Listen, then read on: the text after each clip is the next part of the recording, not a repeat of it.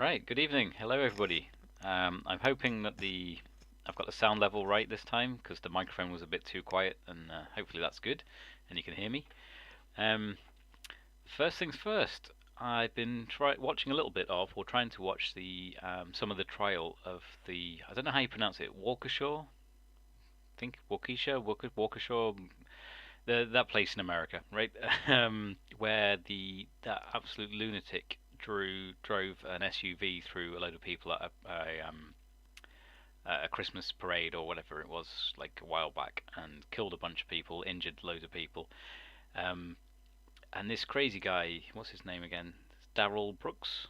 Darrell Brooks wanted to represent himself in court, which is a terrible idea if you're on criminal charges. Um, and I've been watching bits of the trial, and it is just a clown show because the guy does not have a clue what he is doing. He doesn't understand law. He doesn't understand how evidence comes in. He doesn't understand objections. He just interrupts people in the court. He's not competent. Basically, he should not be allowed to represent himself, really. But the judge is allowing it. I guess at some point the judge could revoke it and say you're not competent. I'm appointing you legal counsel. I don't know, but either way, it's entertaining. And I was mostly watching. There's a guy called Nick Rikieta, Nick Rikieta of Rikieta Law. He gives good commentary on all things legal. He has just literally been yeeted from YouTube, like yesterday, I think, um, for no good reason, not a proper good reason. Basically, mostly a pile-on by certain people lying about things that he said that he didn't say, twisting things that he said, making them out to be things that were completely not what he said, and so he got yeeted from YouTube. Um, it is what it is, but he's a popular guy, and uh, he's also on Rumble and Locals and Odyssey and stuff, so he'll be fine. But yeah, we'll see what happens with that. Maybe his YouTube channel will come back. Maybe it won't. I don't know. But the reason I was talking about it is that's where I was watching some of the some of this trial stuff because he can give good legal insight. Now there's this one bit where Darrell Brooks ended up having to get kicked out of the court several times into the court room next door, and they were having to do video link so that the judge could mute him because sorry, excuse me, I just need to cough. One second. You see, usually attorneys know that when a judge is talking, you shut up, and when you raise an objection, everything stops. The judge hears the reason. It might just be a brief thing like objection, lack of foundation, objection, hearsay, something like that, and the judge will make a ruling, either overruled or sustained. Of course, Darrell Brooks doesn't understand any of this because he's a moron. So he just thinks he can just keep interrupting the other side, interrupting the judge, trying to argue with the judge. He's just an absolute moron, which makes it entertaining to watch. But like, honestly, it's an absolute S show. Um, and but anyway, at one point, because he was in this other room, and when he was muted, he had a bit of like cardboard or whatever with the word objection that he could hold up. Right? Honestly, it's like comedy. So, but because he held it up, it was like, oh, this could be great for memes. Screenshot this, and then you can put it to whatever it's said. And people have done a load of memes. So I had to go at making my own one, right? So this is the guy. Obviously, he was driving the SUV that plowed into a load of people. So this is the meme that I made. Let's bring it up. See if you can. There you go. That's my contribution. If you can read that. I don't think I'll even say the words on online, but sorry, on YouTube, but you can read that there. Yep,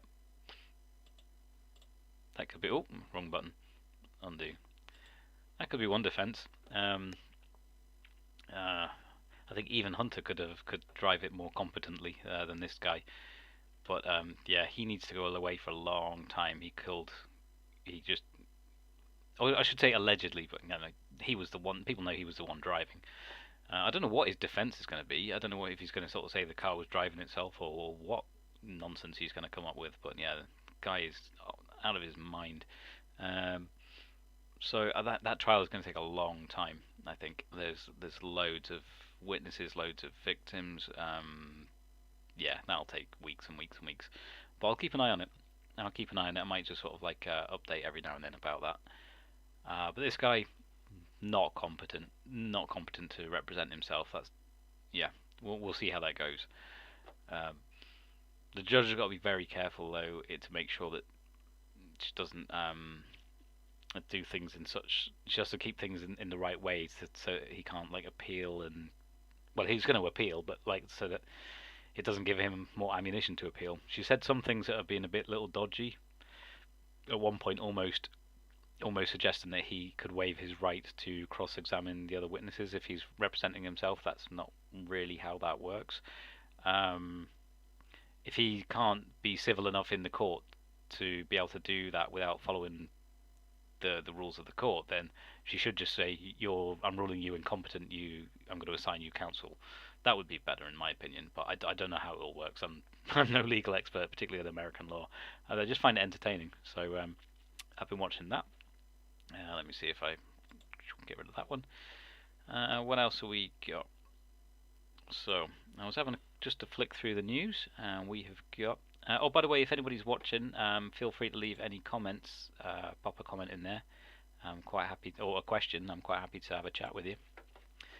Anything at all. It's an AMA. Ask me anything. So this headline just caught my eye. Thanks to short-sighted and reckless acts, blackouts are a real threat. So, more than a decade of complacency by both sides of the political divide, the UK is acutely vulnerable to the energy crisis.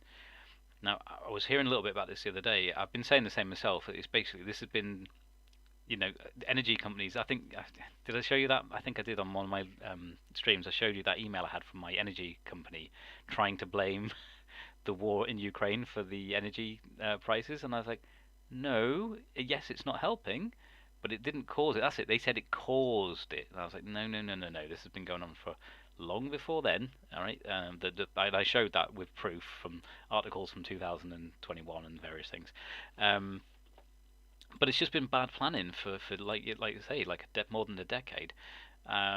We should have been investing in, say, nuclear power stations.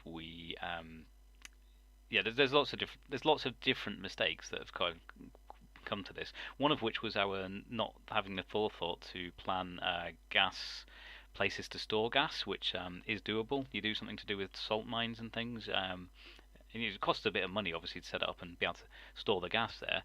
But we just did this whole kind of like just-in-time delivery type thing, a bit like factories that rely on just-in-time. But I know from working in one of those factories that if something just goes slightly wrong, it knackers everything up.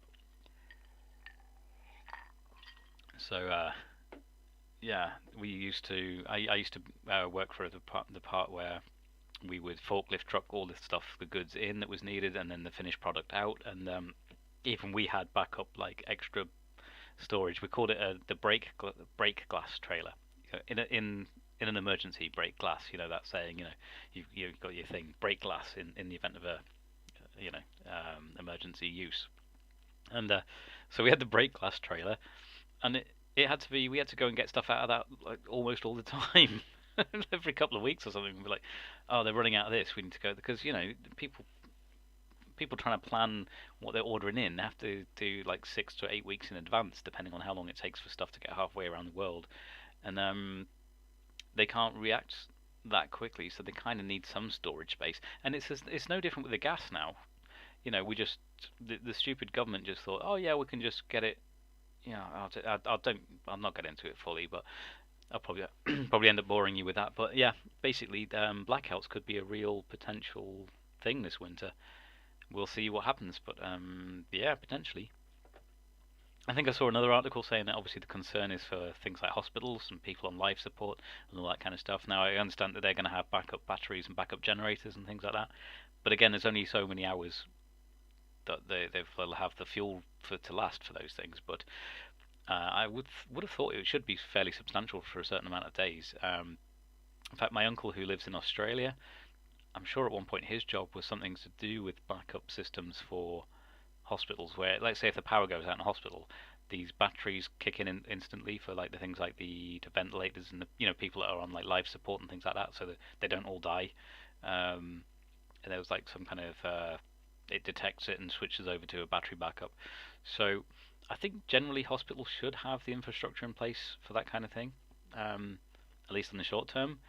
The worry would be how long are we talking for blackouts here? You know, my advice, if I'm going to give advice, I probably shouldn't. Let's not call it advice. I'll just say some things that I think are prudent to maybe have a little bit of a supply of uh, maybe, well, obviously things like candles, maybe a little mini camping gas stove thing, and some little bottles of gas so you can cook if you need to, if all the power goes out, or at least boil water, and some just a little bit of excess sort of long life sort of food and stuff like that. Things like rice, pasta, and things. Not a bad idea to have some in the house if you can. I know it depends. Some people live sort of paycheck to paycheck, and it's hard to sort of put things aside. But when you can still get sort of things of cheap pasta for like 40 pence and things like that, it's not a bad idea to have a little bit of a thing set aside just in case. In fact, I remember when COVID first hit, one of the people I used to work with was on Facebook was saying that their daughter, with their autism, there's only certain things that she'll eat, and they would all the shops had sold out of pasta because everyone went and panic bought. What was it, like toilet roll and pasta and things like that? So they were saying, has anybody got any? And I did have a little bit, and I messaged saying, oh, I can come and bring some if you want. But by the time I messaged, he said, oh, it's okay. Somebody else has had a packet and given us some. We've got enough to get going, or sort of get through. Um, so yeah, hang on. I've gone into the sort of realms of prepping here. I'm not like a serious prepper or anything, but I think it's just prudent to have a little bit of something stored just in case of short-term things like this, or if there's blackouts or supply chain issues, things like that. Um, so yeah, that one caught my eye. Next one, Elon Musk, deposition delayed as he wrangles with Twitter over deal. Now, I think. Oh, hang on, I'm getting a comment. Ready the war rations. Yeah, cheers, Sean. Yeah, I don't know. I just think it's a good idea just to have at least something. Because let's just say, for example, all the banking system fails and all the bank cards, and or I don't know, you get people then, when people panic buying and the shelves are stripped bare. If you've got a couple of months worth of supply of food, you don't have to panic. You're like, okay, let all the crazy people go out there and do whatever. I'll just grab a packet of this pasta that I've got stored. I don't know. I just think it's prudent and a good idea. Um, but anyway, so yeah, Elon Musk. I think since this, I've actually read that he's then decided that he would just buy it at the full price, because he was obviously originally he set a price. Then he said to Twitter, okay, so I think you've got more bots and fake accounts than you're saying you have. I was probably trying to wrangle the price down and stuff, and also trying to get some discovery out of them. He was threatening to back out of the deal. They ended up then suing him to go ahead with the buy, which is stupid because then there's discovery, so he can say, okay, then so in discovery legally you have to then provide me with information about the bots, but it's not that easy. And anyway, it turns out I think he is actually just buying Twitter, which would be great. I look forward to that. He's a guy with a sense of humor. I like his memes and stuff, and I just think he'll make it fairer, because Twitter is just an absolute cesspool of echo chamber of leftism a lot of the time, and just yeah, it's only one side that tends to be getting yeeted from Twitter for they can't have any discourse. It's stupid. I mean, extremes of either side are bad. There's the horseshoe in terms of politics. It's the horseshoe thing, where it's like you got the extreme left and the extreme right, and they kind of both the same thing in a way. They're just both terrible. You want to be somewhere sort of central in the middle and sensible, but yeah, the bias on Twitter is just horrendously. If you're even like a slight one step right of Chairman Mao, then you're Hitler apparently. It's just, yeah. So hopefully Elon can bring some kind of balance to that cesspool of a so-called platform. But that's the thing, I have a problem with all of these things like Facebook, Twitter. They say they're platforms, but they act like publishers. They don't just get rid of things that are illegal. They just yeet whatever they don't like because it goes against their narrative, and it's like that's not really a platform. But anyway, there's the whole thing there to do with the law, Section 230 protections, and hopefully one day the Supreme Court will pick up some kind of case there about that and make some rulings about the fact that they are, if they're going to be regarded as a platform, they need to stop acting like publishers, otherwise they'll take away the protections or whatever. It needs some editing. It needs something, especially when it's been found that things on Facebook, for example, that they'll use so-called fact checkers, and it'll turn out 6 months later, a lot of people knew already that actually they were false and the truth had been suppressed. And did we ever get an apology though when that happens? No, of course we don't. Do all the people that were yeeted off of social media platforms for giving correct information get an apology and their accounts back? Doesn't happen, does it? No, doesn't happen. So at least hopefully Elon can bring a little bit of that to the cluster fire. That is, no, that's not the right word. The dumpster fire, rather. That is Twitter. Okay. So go on, Elon. Buy it. Just buy it. Start firing all the useless people and then start giving people their accounts back and just make it, I mean, obviously there's a place for deleting stuff that's like obviously illegal. CP, for example. But Twitter seems to be fine with that for some reason. Weird. Anyway, I'll not go on too much about Twitter. But yeah, a lot of stuff on there is completely the wrong way around, and I hope Elon can fix it a bit. Next thing, Jeremy Clarkson. Apparently he's kind of in loggerheads with the. Is it loggerheads? Yeah, not lockerheads. I don't know what lockerheads is. Loggerheads with the the local council for where his farm is. I love the way it's called. It's called Diddley Squat, isn't it? Diddley Squat sort of farm and shop and stuff. He wants to open some kind of cafe thing. They're sort of denying him planning permission. He seems to be in a bit of a battle.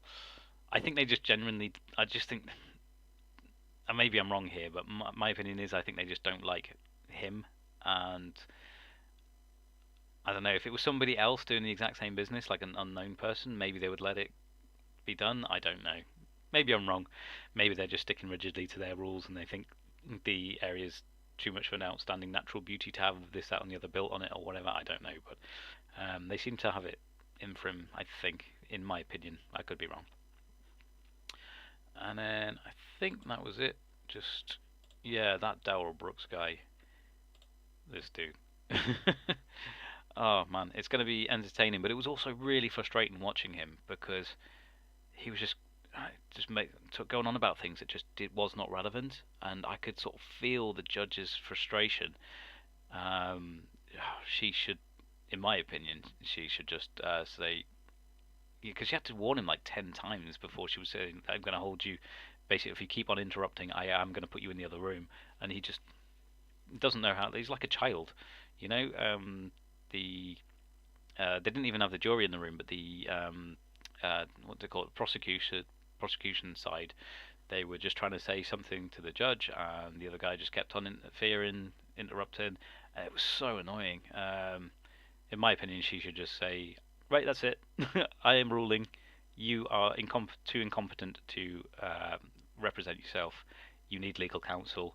I'm appointing the public defender. Job done.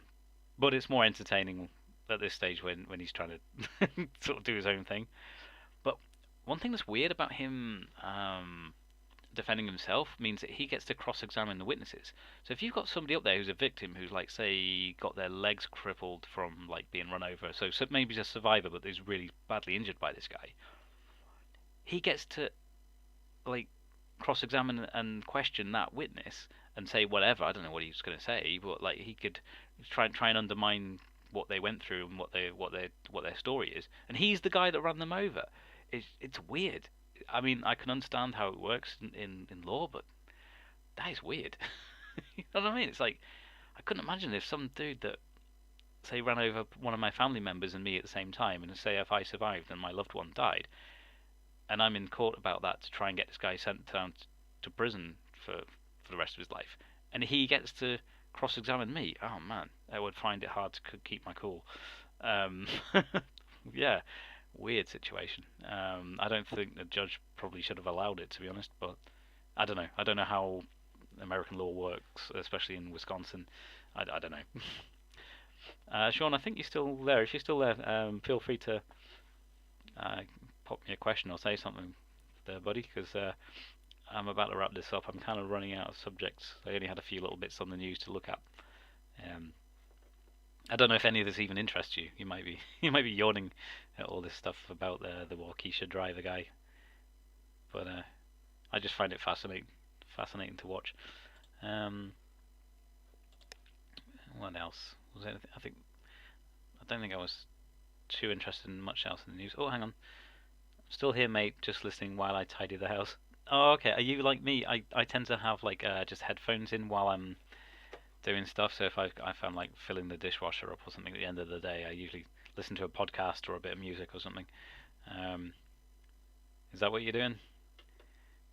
If that's the case, you've chosen to listen to me. Sorry, dude. But thank you. I mean, I know there's a million and one things out there, and it's nice if you're listening, and if you think I'm worth listening to. Um, I was gonna say actually, with your job now, I guess do you get your evenings off? Because I don't know what time it closes down. Um, oh yeah, you're responding 1 second. Again, there's a time delay as well. When I speak, you won't hear what I'm saying till about 10 or 15 seconds later, I think. Let's see what you're saying. Yeah, mate. Had music in and got the notification you were live. So switch to you. Oh, thanks. Oh, I appreciate that. That's cool. So notifications obviously do work then for some people. That's cool. I think most of my audience. Oh, you put yeah, mate. Nice, really early finishes. Oh, good, good. That's good. Because yeah, doing those night shifts for a full week and stuff, and the 12-hour night shifts back at the plant wasn't ideal sometimes. Um, yeah, I'm pretty pleased with my current job's hours as well. They're really good. They work for me. Um, I've derailed myself. What was I talking about there? Oh yeah, the YouTube notifications and all that. And I think most of my audience over the years, because I've had the YouTube channel for years. I mean, it's obviously not that many subscribers, but I think most of them were there from years ago. Were bikers who watched me doing my silly dances, and then some sort of young kids that like play Roblox because I did a Dennis Daly dance, and Dennis Daly is sort of some of his demographic became subscribers. So I don't think many of my actual subscribers watch my stuff anymore, to be honest. But I've been enjoying making the little short videos. They've been doing quite well, but they're really random. Like I could do one and it might get five, 6 views in the first day or two. I was like, okay, that didn't do too well. And then I put one the other day, and it like shot up to like 11,000 views, and I was like, eh. So it's really random. Yeah, cheers, Sean. Yeah, he says, not gonna lie, I thought Lockie would tune in. Yeah, that would be good. I don't know if he's ever, although I think he knows I've put stuff on YouTube. I don't think he's ever. I don't know if he's got an account or I don't think he's subscribed. Um, but yeah, he'd probably be good to have a chat to. I used to have some great chats with him because he would actually be willing to get into some really deep stuff, like big questions, like stuff to do with meaning of life and God and creation versus evolution and all those kind of big subjects. Um, I know a lot of the time it seemed like he was just taking a mickey, but he actually was delving into stuff and had genuine questions about that kind of stuff. And I found those were good, interesting conversations to get into because a lot of the time, you know, chat with work colleagues is kind of small talk in a way. You don't very often get into sort of proper deep discussions. But Lockie was up for a bit of that. He was also just daft and good fun, like most of them. But man, I did not want to be too close to him when he was on the forklift truck.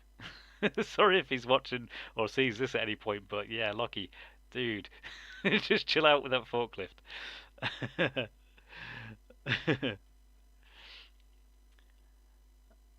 I should DM him and try to get him to stream with me. Yeah, that would be good.